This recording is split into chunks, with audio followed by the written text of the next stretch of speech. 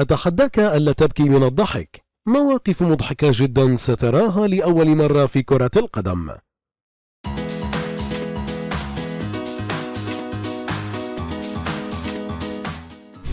السلام عليكم متابعي قناة هاي سبور الأعزاء. السلام عليكم ورحمة الله متابعي قناة هاي سبورت الكرام، ومرحبا بكم في فيديو جديد اليوم. هناك بعض المواقف التي تستفزك في عالم كرة القدم، وهناك أيضا بعض المواقف التي تجعلك تضحك من قلبك، ولذا في هذا الفيديو سنشاهد ونستمتع معا ببعض المواقف المضحكة جدا والتي ستراها لأول مرة في عالم كرة القدم. لنبدأ.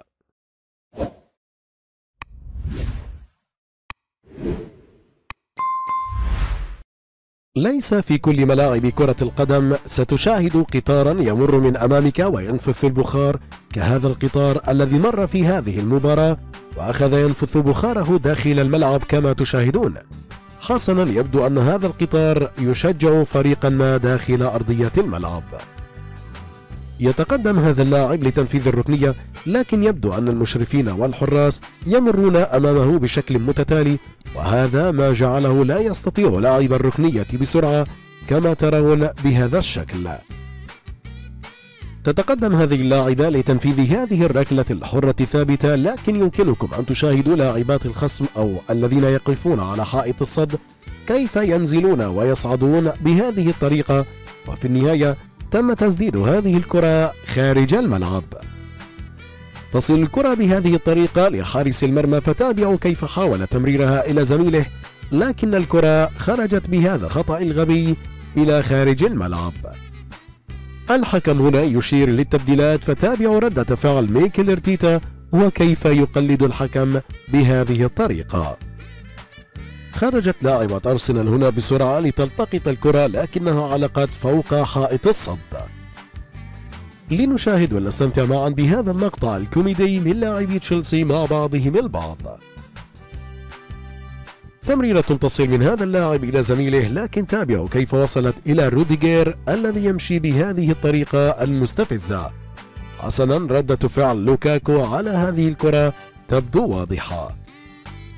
دون سابق إنذار نزل هذا المظلي إلى أرضية الملعب، لكن الحكم هنا أوقف المباراة بسببه.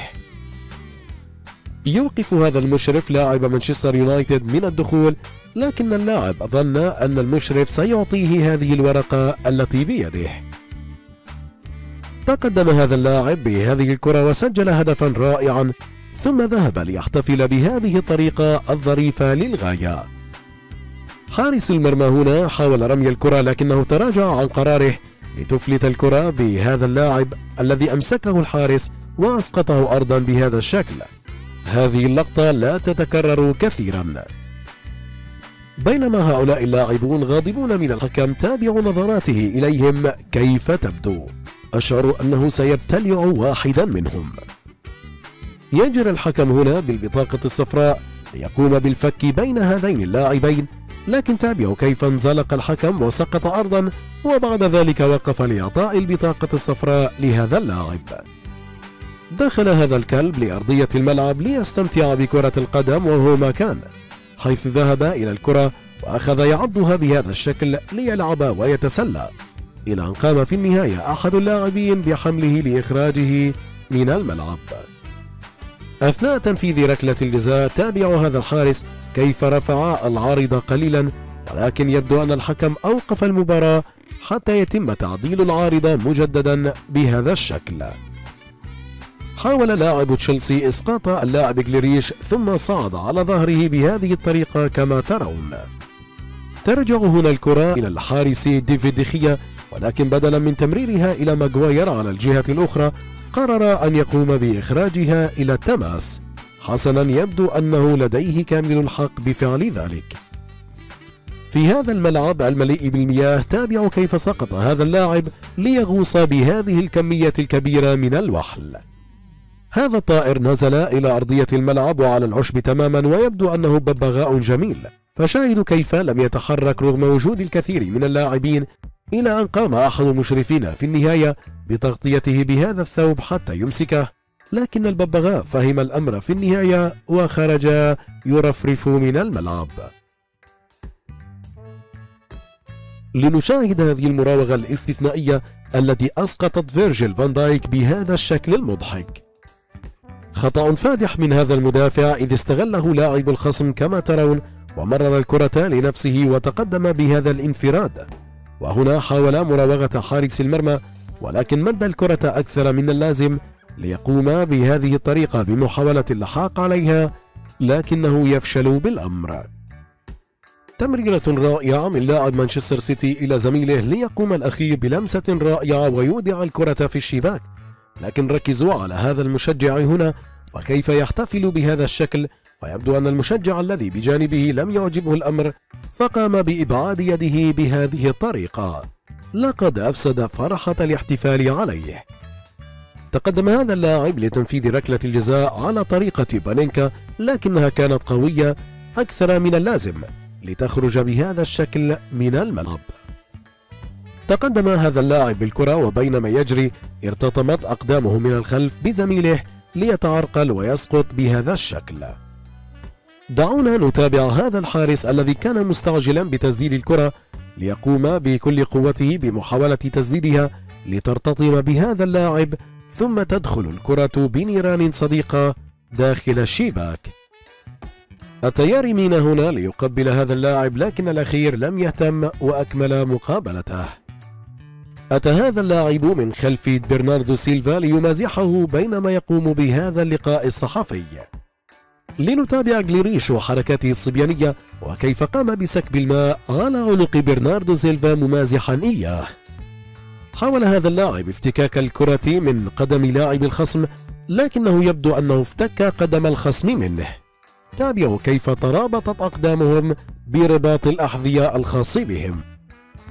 تقدم هذا اللاعب من بين مجموعة من المدافعين، وما إن وصل ليسدد الكرة حتى سدد الهواء بهذا الشكل كما تشاهدون أمامكم. مع بداية هذه المباراة التي كان ايرلينغ هالاند طرفا بها صفر الحكم، لكن يبدو أن هناك دقيقة صمت، ويبدو أن الحكم شعر بالإحراج الشديد كما ترون أمامكم.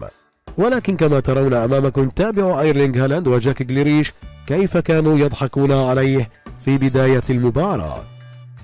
هذا اللاعب داس على قدم لاعب تشيلسي وفك حذاءه، ولكن الحكم لم يحتسب له أي شيء. فتابعوا هنا كيف يقول الحكم: انظر كيف مزق الحذاء وأنت لم تحتسب أي خطأ. يبدو أن المدرب سلم ورقة للاعب مانشستر يونايتد ليسلمها إلى زميله، لكن تابعوا ويليان هنا وكيف يقوم باللحاق على هذا اللاعب ليرى ما بداخل هذه الورقة. حاول هنا سانشيز اللحاق على الكرة قبل أن تخرج، لكن يبدو أنه تعب وأكمل طريقه منزلقا. تيمي فيرنر هنا حاول لاعب الركنية، لكن قدمه ارتطمت بعالم الزاوية ويبدو أنه يتألم بشدة من هذه الضربة. حاول لاعب مان سيتي هنا تنفيذ الركنية، لكنه تعرقل ولمس الكرة بركبته ليسقط بهذا الإحراج. حاول دي بروين الاستعجال بتنفيذ الركنية، لكن قدمه ارتطمت بعالم الزاوية.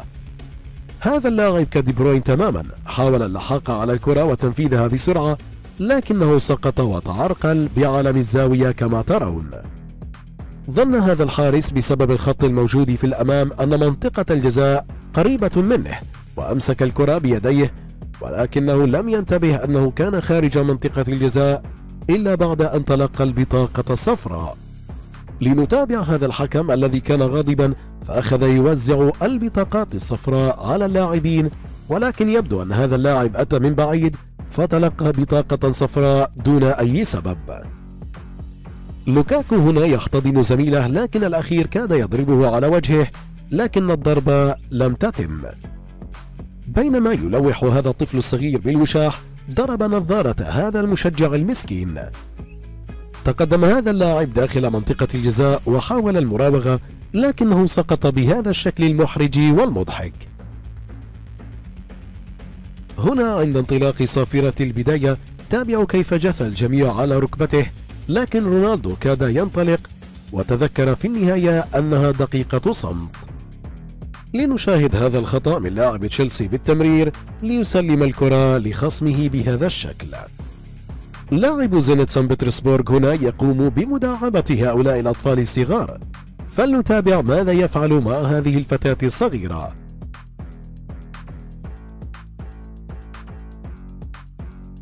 هذا المدرب وجد أموالا على الأرض، فتابعوا كيف يضحك مع الحكم وكأنه يقوم برشوته. بإمكانكم أن تتابعوا ردود فعلهم. تقدم هذا اللاعب لتنفيذ الركلة الحرة الثابتة، فتابعوا كيف سددها بهذا الشكل إلى خارج الملعب. هذا اللاعب سقط ويبدو أنه كسر علم الزاوية ونسي شيئا عالقا به. تقدم هذا اللاعب لجلب الكرة، لكن شاهدوا هذا المشرف كيف سقط من فوق لوحة الإعلانات. يبدو أن لاعبي أياكس أمستردام اختنقوا من رائحة إبط فيرجيل فان دايك كما تشاهدون.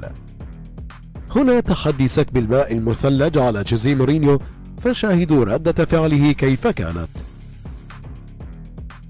هنا اللاعب مودريك والذي سقط بهذه الكرة كما ترون، وفي المرة الثانية قام بهذه الطريقة بمحاولة الوصول إلى الكرة، لكنه سقط بهذا الشكل على الأرض.